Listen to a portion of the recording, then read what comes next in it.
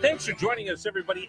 8:34 this morning on the Voice of Virginia News Radio WRVA. My name is Rich Herrera. Thank you so much for joining us as we get ready for the 4th of July weekend. Many of us are going to be driving up to Washington, D.C. I know I will be there. I'm going to the Washington Monument for the fireworks show on the 4th of July. And one of the things I really enjoy about living here in Virginia, I've told you that, is all the history. So as I drive back and forth to D.C. quite a bit, I always see this one sign on the side of the road that says National Museum of the Army. Like, oh, well, that's kind of neat. Never stopped there. Never been there until 2 weeks ago. I went up to Mount Vernon, and it's the same exit as you get off to go to Mount Vernon. So I went to Mount Vernon, saw their wonderful collection in the new part of the museum, everything they've renovated for the 4th of July. And I was driving back. I'm like, that Army Museum somewhere around here. I don't know anything about it. And I've asked people about it. They go, I've never been. I've never stopped before. So I pull up, and it is stunning. I walk in, and it blows me away. I look around like, whoa, how in the world have I missed this? So if you're looking for a way to really understand our nation's history, look no further than a couple of the museums that we have right here in the Commonwealth of Virginia. People see the Marine Corps, the National Museum of the Marine Corps as you drive by on your way to D.C., but this one I think is one that is worth a stop, and that's the National Museum of the U.S. Army. Paul Miranda is joining us right now. He's the director of the museum, and Paul, I'm just going to say shame on me for never stopping there before, but boy, am I glad I did. Yeah, I'm glad you did as well. We tell the Army's story from 1775 to present day. We do that through artifacts and interactive experiences and educational programs. We are free to the public, free parking, and our air conditioning works very, very well. So it's going to be hot this weekend. So I encourage folks to come inside. What blew me away was I've been to a lot of museums. I love going to museums. I'm a history nerd. So I've been to, let's say, the World War II Museum. I spent 2 days in New Orleans at that museum. I've been to Quantico many, many times. I just love going to museums. The dioramas you have are as good as it gets in museums, but some of the technology that you had, I looked and I grabbed the tablet and took the virtual tour, and I thought that was rather amazing. I sat in the theater, and I'll be honest, it was very Disney-esque with the seats that shake, and it was a complete 365 degree. It seemed like experience watching the movie that you have as part of the museum. It's remarkable, the technology that you have there. Yeah, we try to balance it to give different audiences an experience, so they get more engaged in what they're learning about, right? So if you have with the new WRVA experience we opened in April, we have these tablets where you kind of are transported back to 1776 to see the experience what it was like back then. And then, like you said, mentioned in the theater, right? That's kind of engaging experience to get people interested in the history of the United States Army.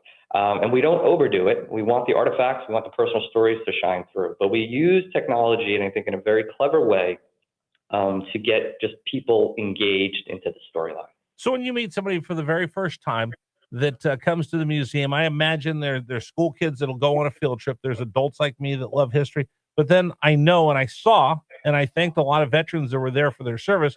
When you have a veteran that comes in, especially for a weekend like this, 4th of July, Independence Day, and they're looking a way to connect to the history of this country, what is their experience like? What do you hear from them when you actually have someone who wore our nation's cloth? Yeah, it's great to talk to veterans, especially when you see them with their families, right? They're pointing out maybe the uniforms they wore, the weapons that they carried, even the tanks that they were in. And you get that sort of firsthand experience only from them, but also they're also sharing their experience with their family and friends. And it's such a great, thing to see, to be a part of. It adds so much to the experience, not only the visitors around them, but for the staff as well. Oh, we're talking about the museum that I think, again, I hope that's not an insult. Paul Miranda is joining us, the director of the National U.S. Army Museum, which is right here in Virginia on our way to D.C. Because again, I've asked a lot of people like, yeah, I've seen the sign. They've never stopped there before. Shame on all of us because it's remarkable. What's the response you get when people like me walk in for the first time? It's overwhelming. That it's usually so unexpected and so much more than they anticipated. So once we get folks in the door, it's just a fantastic experience for them. It's always glowing and positive reviews, especially the new exhibits that we do and the new programs that we develop. Just last year, we opened a major landmark exhibit on the Revolutionary War, because last year was the 250th anniversary of the birth of the United States Army. And then this year, of course, the birth of our nation. So this exhibit that we opened, 285 artifacts, some never been on display before, from George Washington objects to items from France, Canada, and England. It brings people to this museum because they want to learn more about that history. And once they're in the museum, it's just an amazing experience. Now, there is a direct tie to here in Central Virginia, Richmond, because the second you walk in to that Revolutionary War exhibit, again, with things that have never been seen before and artifacts that will blow you away, there is a direct tie to Richmond, Virginia, with two of the I don't even know what to call them. As part of the exhibit, there's two people depicted, I guess is the best way to describe it, that have direct ties to Richmond because they came here to Richmond to settle after we won our independence from England.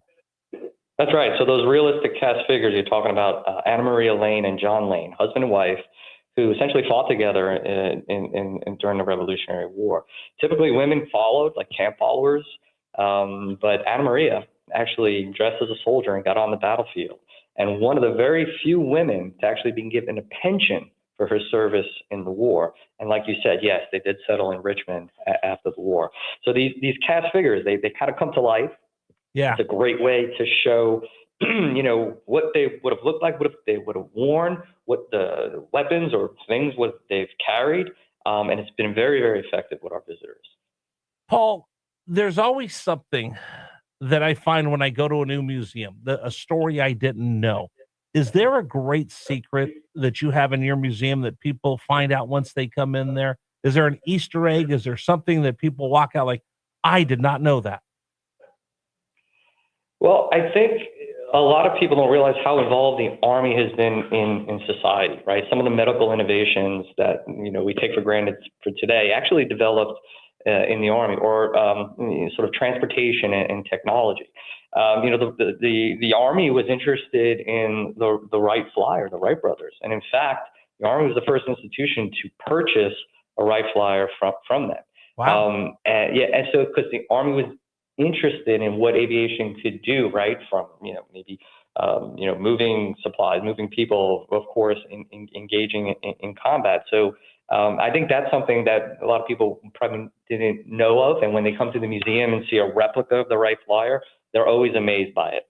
I'm going to tell everybody here in Richmond, Central Virginia, wherever you are, and this is a big radio station. We go throughout Central Virginia. I'm telling you, we are so fortunate that if you just look in the area where the National Museum of the Army is, I've got that. I've got Mount Vernon, which is a wonderful museum. I've got Quantico, the National Museum of the Marine Corps. I mean, if you love U.S. history, you've got General Washington's house. You've got a museum that not only will tell you the story of Ike and Patton, but it'll tell you the story of every GI and what they went through from the Revolutionary War on to today. I could do the same down at Quantico in the Marine Corps Museum. We are so blessed to have all of this. And then, I guess you have to be on your A game because the Smithsonian's a rock throw away from you. That's right. Yeah. So we have to, make sure our exhibits are, on par with the Smithsonian, and we are at that level. I think even beyond that. Yeah. So you're right. There's always something to do in this area, and we hope folks come to the museum. I'm telling you, if you're looking for a place to spend time this weekend, again, the air conditioning works. I know that for a fact because it was brutally hot in Mount Vernon when I was there. And then I walked in, I'm like, hey, maybe I'll stay an extra 10 minutes because the air conditioner was really good inside the National Museum of the Army. But I tell you what, from the food service they have in there, the gift shop, and then all the exhibits and the technology they have is as good as it gets. the artifacts that you see, the history of the U.S. Army, our society. It is something that I think people during our semi-quincentennial should stop by. Paul, I'd love to become a friend of the museum. I'd love to be able to help tell the stories and remind people it's a free museum. If you're looking for something to do this summer with your kids, if you're a history buff or you're a veteran, it is a very, very special place. And I just thank you for opening the doors, allowing me to walk in and get just a small glimpse of it. But my son's home from college. We plan on spending an entire day at your museum, and we probably won't have enough time to see everything that we want to see. Well, Rich, I appreciate the connection, and thanks for stopping in. I really, really appreciate that. And, hopefully your viewers or your audience get excited about this museum and come visit us. No, absolutely. I'm going to tell everybody that I can. I will stand there and say just how lucky we are to have all of this history, living history with us right here in Virginia, and need to take advantage of it. Paul, thank you very much. Let me, on behalf of all of us here at WRVA, to everyone at your museum and all of our veterans who served at War of Nations Cloth, I want to wish you the very best 4th of July, Independence Day, and thank all of them for their service. I appreciate that. Thank you. Thank you so much. We'll continue with you. It's News Radio WRVA. Appreciate everybody for joining us this morning here on The Voice of Virginia. We'll continue. It's News Radio WRVA. It's the news I need. I can check in throughout the day. I can just have it on all day. Download the Odyssey app and listen anywhere with News Radio WRVA. Business owners, did you know that 93% of you overpay the IRS every year? This is Steve Burton, President